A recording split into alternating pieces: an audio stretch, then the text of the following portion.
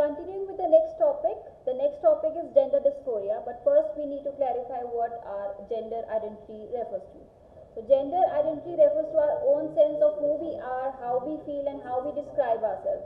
Most of the people identify themselves as male or female, or sometimes called the binary identities, but some people feel that their gender identity is different from their biological sex. For example, a male might be having the male genitals but may not feel masculine. Female having female genitals but may not be feeling feminine. So many people with gender dysphoria have a long lasting desire to live a life that matches or expresses their gender identity. That is how they feel or how they express themselves. They do this by changing the way they look, the way they behave, and the way they describe themselves. So gender dysphoria is not a mental illness, but some people may develop mental health problems because of the distress caused by the difference between the gender identity and their own biological sex. So gender dysphoria, clarifying it further, is defined by strong persistent feelings of identification with another gender and discomfort with one's own assigned gender. In order to qualify for the diagnosis according to the ICD criteria, these feelings must cause significant distress or impairment in the person's life. People with gender dysphoria often live or have a desire to live in accordance with their gender identity and may dress and use mannerisms associated with the gender which they identify themselves. A child who is assigned one gender may express the wish to be of different gender. For example, a boy might start playing with the dolls. They might start using their mother's makeup, dupattas while playing. But in case of females, they might be dressed up as a tomboy. They might use cars, guns while playing. But all these issues which would in turn affect their daily life, their school life, can be termed in senses of gender dysphoria. So in children are usually referred to the psychiatrist or therapist because of the complaints or concerns that have been noticed by the parents or in the school. Boys are affected twice as often as girls. So in child, we can see or sense there is a strong desire to be of the other gender. In boys, there will be a strong preference for wearing or simulating female attire, and in girls, there will be a strong preference for wearing typical masculine clothes. There will be strong preference for cross-gender roles, for their toys, games, or activities that are stereotypically followed or used by the other gender. In case of adolescents and adults, there is strong desire to get rid of one's own primary and secondary sex characteristics, to be identified as the other gender, to be treated as other gender, and they are having the feelings and their reactions of the other gender. Causes. The causes for gender dysphoria are currently unknown, but genes, hormone influence, our environment factors are all suspected to be involved in this. So the onset of cross-gender interest starts at the age of 2 to 4 years. When parents, when they are later interviewed, they report that their child have the cross-gender interest, that is, they have the cross-gender place of the other gender. Typically, children with gender dysphoria refer around this time of the school when they are actually having dysfunction in the school life, in their personal life, and on the family front. And parents are suspect that their child's identity issues are not just a phase. It is creating a major dysfunction in their life.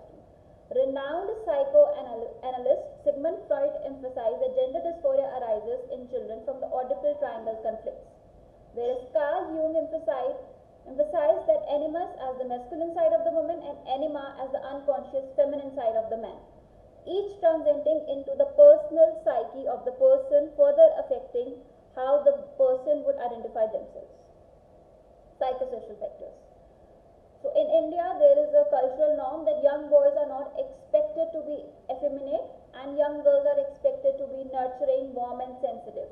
When these behaviors are not congruent with the children, that will create a dysfunction in the person's life, in the children's life, or on the school front or home front. Children start identifying their gender between 3 to 5 years of age, and their cross-gender For example, if a person or an adult or adolescent comes up with the problem of gender dysphoria, so what we majorly focus or what our major concern during the case history interview is that the cross gender activities are carefully studied.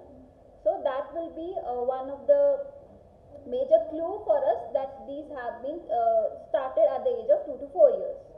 The last decade has witnessed a significant rise in gender variant persons looking for care at gender clinics across the world. This might be due to exposure to information about the transgender available on the internet, plus the communities that are being formed and they are coming up front regarding the same.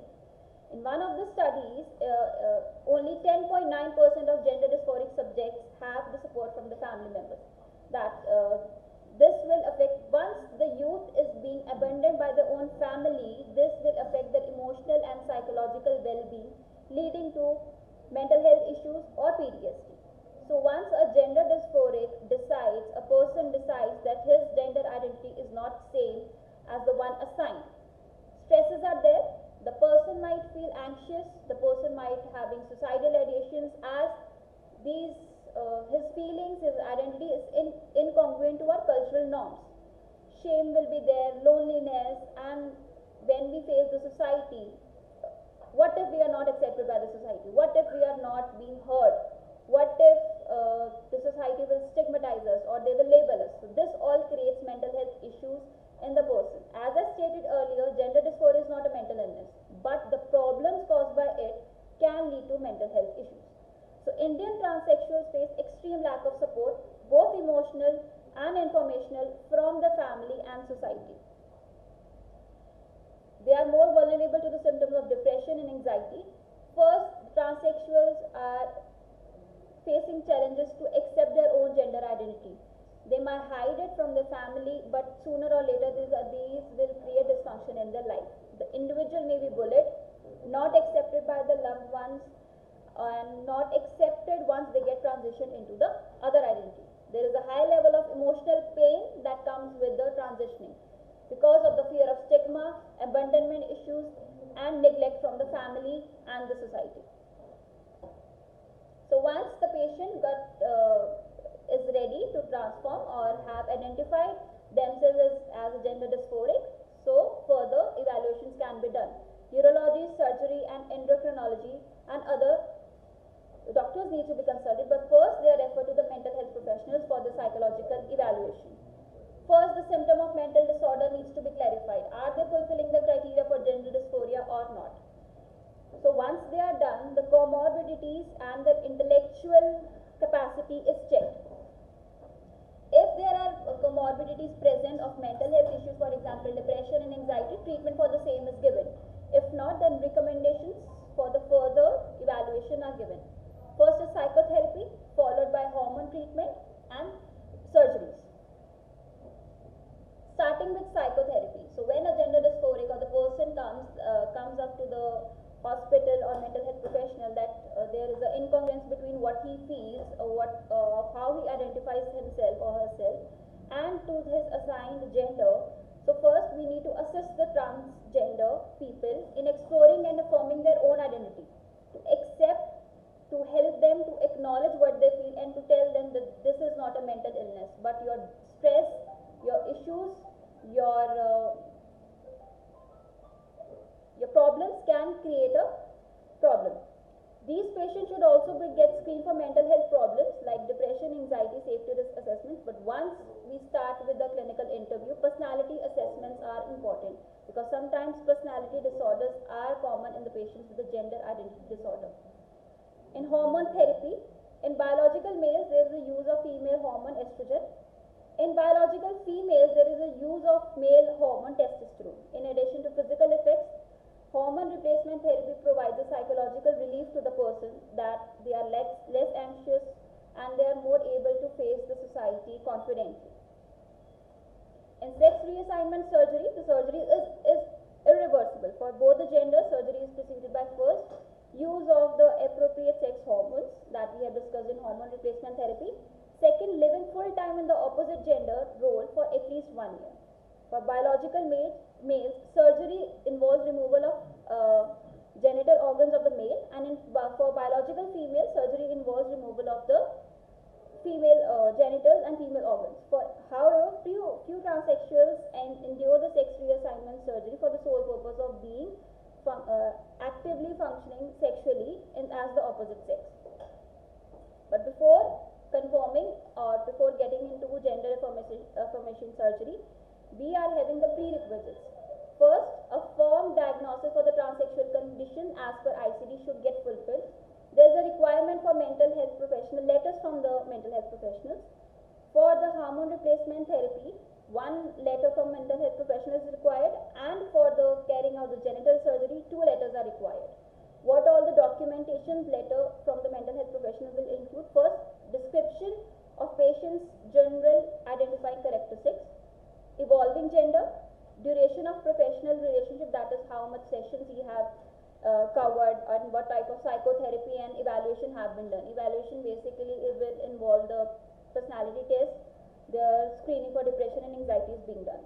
Then specifying the eligibility criteria that have been met by the standards of care or not, degree to which the patient is following the same, whether we as a part of mental health team is a part of gender team or not, and if we are not a part or either a part, then we should be able to receive the call from the gender team confirming that the letter have been made by us and the authenticity of this letter should be made. How we can enhance the team outcomes? First, we need to handle all the 3 spheres, that is biological, psychological and social aspect of the patient, so that the patient will have the most favorable outcome.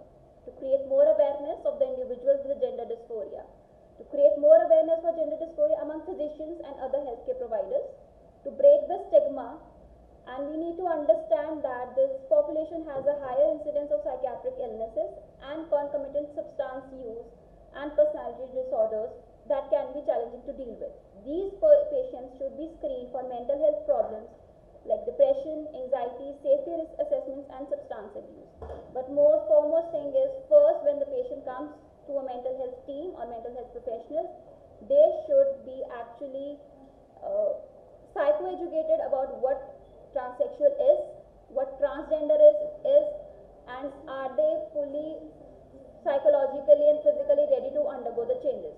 Psychoeducation of the patient, psychoeducation of the family members as well as the society is necessary so that we could enhance the favorable outcomes for the gender dysphoria. Thank you.